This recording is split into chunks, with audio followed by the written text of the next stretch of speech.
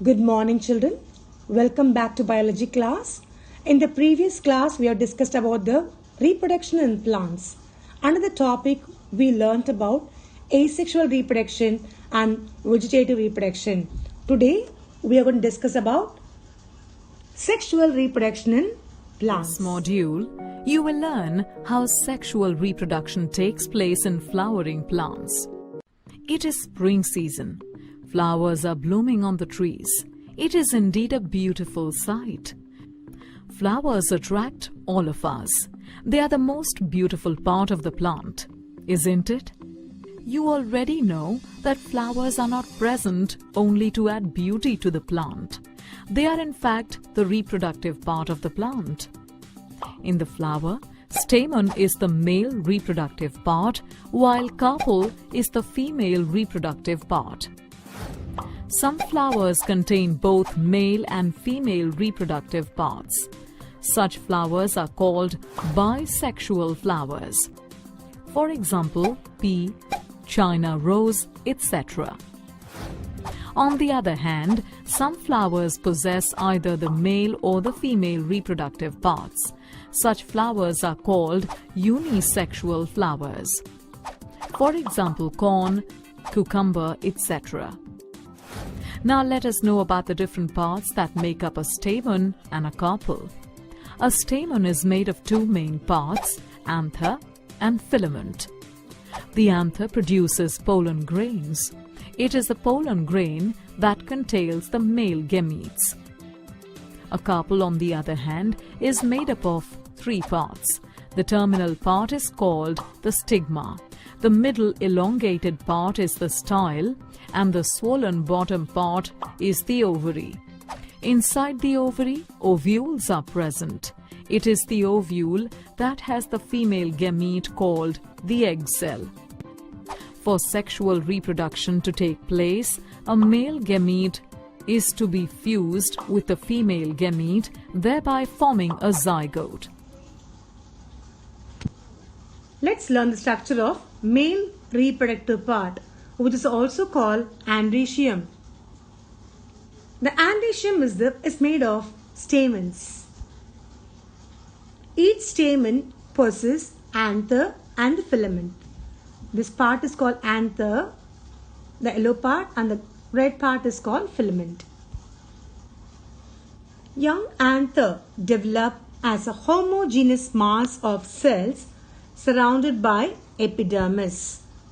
The anther assumes four-lobe structure. You can find the four-lobe structures here. So anther assumes four-lobe structure. In each lobe, few rows of hypodermal cell become enlarged with conspicuous nuclei, which is called archisporium. The archisporial cells divided by periclinal division to form primary parietal cells towards the epidermis. The primary sporogenous cells towards the inner side of anther. The primary parietal cells undergo series of periclinal and anticlinal division. You can find the divisions here. Division to form 2 to 5 layers of anther wall. Anther wall formed into 2 to 5 layers. The microsporogenesis is a stage involved in the formation of haploid microspore from diploid through the cell division called meiosis. The primary sporogenesis may undergo a few mitotic division to form sporogenesis tissue as microspore mother cell. The microspore soon separate from one another and remain free in the anther locule. You can find the anther locule and develops into pollen grains. You can find these microspore here. They develops into pollen grains. Let us learn a few more terms, which is nothing but the structure of anther. In some plants, all microspores in the microsporangium held together, which is called pollinium. Example, Calotropis. The pollinia attached to clamp-like structure called corpusculum. The filamentous part arise from each pollinium is called retinaculum. The whole structure looks like inverted Y shape, which is nothing but translator. Let's discuss about TS of mature anther. It is four-lobe as we discussed earlier. It has connectives in the middle. The outermost layer is called epidermis. Inner to the epidermis is the endothecium. Inner to the endothecium is the middle layer. And tapetum is the innermost layer. You can find the blue color layer. Then you have the stomium, the entrance. And all the four lobes are filled with the small microsporangia, which later matures into pollen grain. Let us learn about the TS of mature anther in brief. The three major parts of TS of mature anther is anther wall, anther cavity, and the connectives.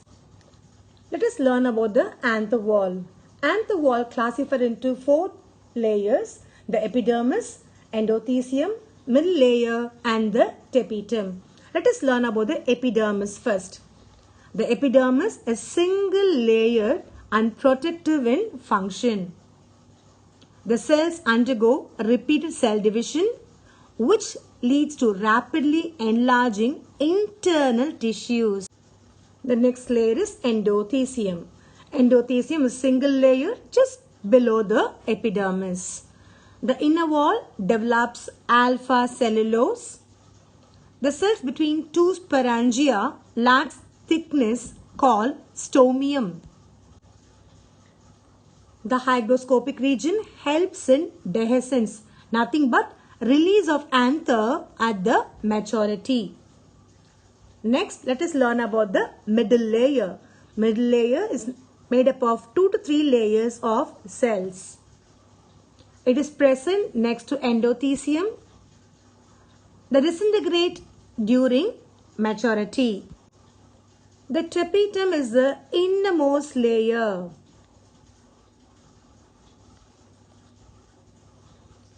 It attains maximum development at the tetra stage.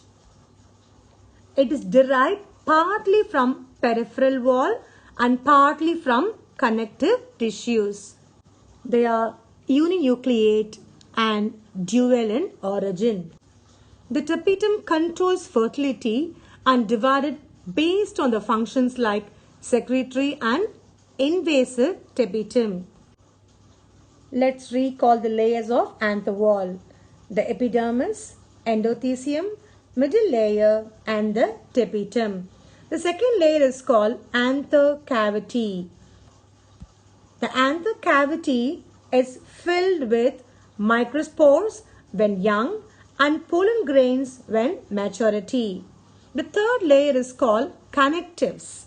Here, the column of sterile tissues surrounded by anther lobe, and they contribute to the innermost tapetum. Let's recall the structure. The anther wall is made up of epidermis, endothecium, and the tapetum. The anther cavity, here is the anther cavity completely filled with pollen grains. The third one is called connectives. You can find the connective structures present on the center, on the top of the and the microspore. At maturity, I am known as pollen grains. I am the immediate product of meiosis. The protoplast in me consist of dense cytoplasm with central nucleus. The inner wall of mine is intine. The outer wall is called exine. The walls of me are made up of pectin, hemicellulose, and pollen kit, which attracts the insects.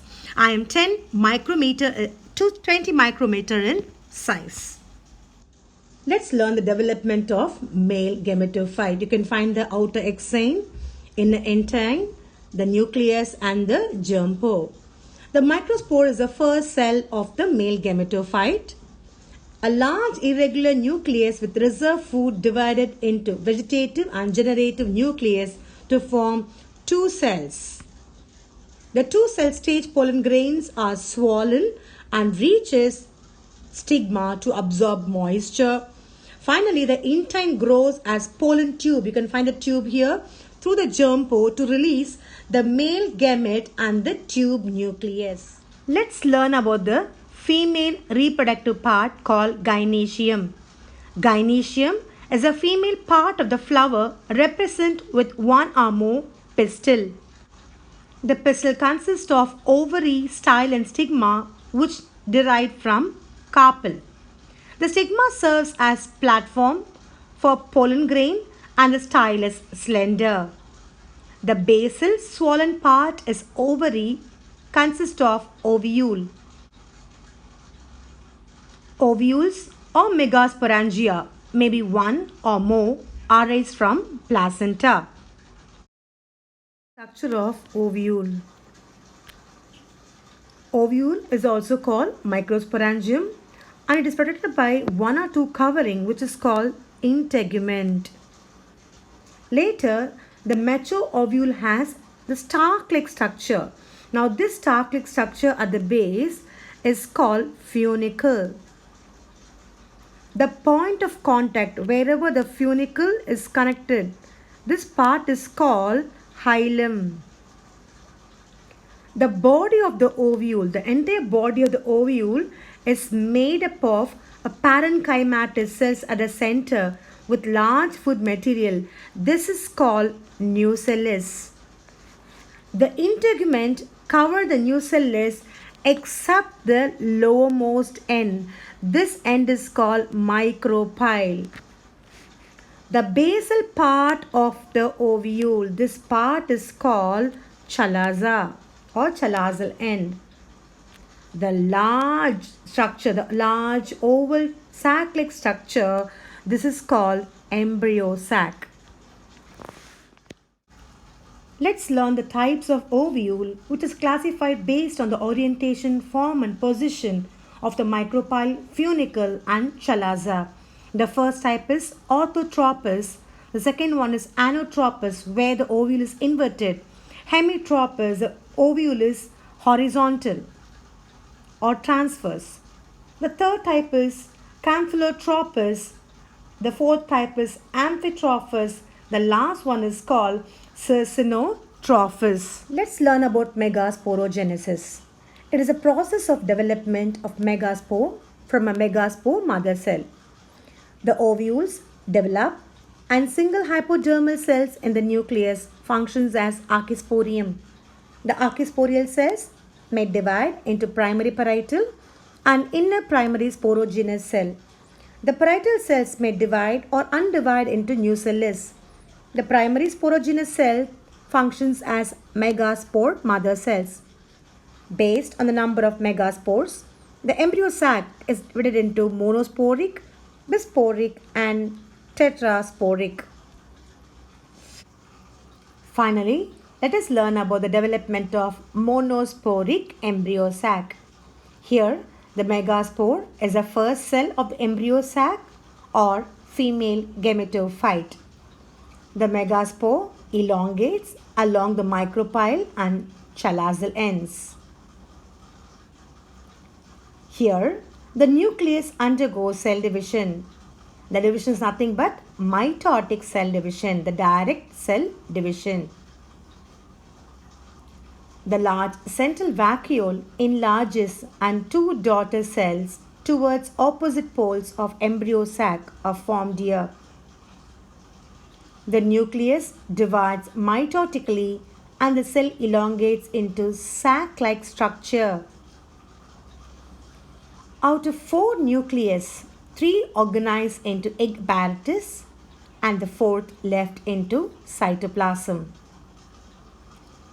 The 3 nucleus form antipodal cells and the 4th one functions as lower polar nucleus. The egg apparatus is made up of central egg cells. Finally, the 7-celled cells and the 8 nucleated embryo sac is formed. The monosporic embryo sac, the 7-celled and the 8 nucleated. Hope you have understood the lesson, children. Along with this lesson, I have added an enrichment video about bee pollen. Watch the video and get more information. Let's recall what we have discussed in today's class. First, we started the topic sexual reproduction in plants.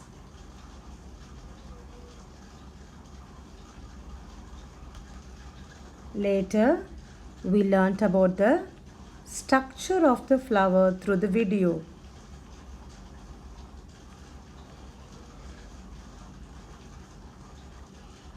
Later, we learned the two major topics. One is a male part of the plant or male part of the flower. Another one is a female part of the flower. The male part is called androecium. The female part is called gynoecium.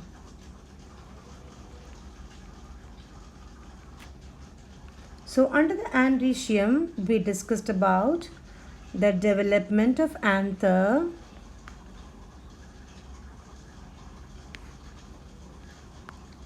then microsporogenesis,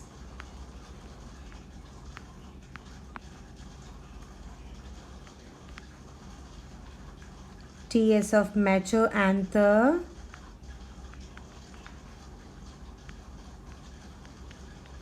finally structure and the development of male gametophyte.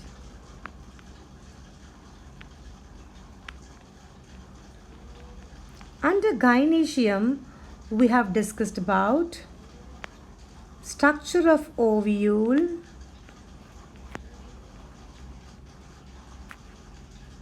types of ovule, megasporogenesis,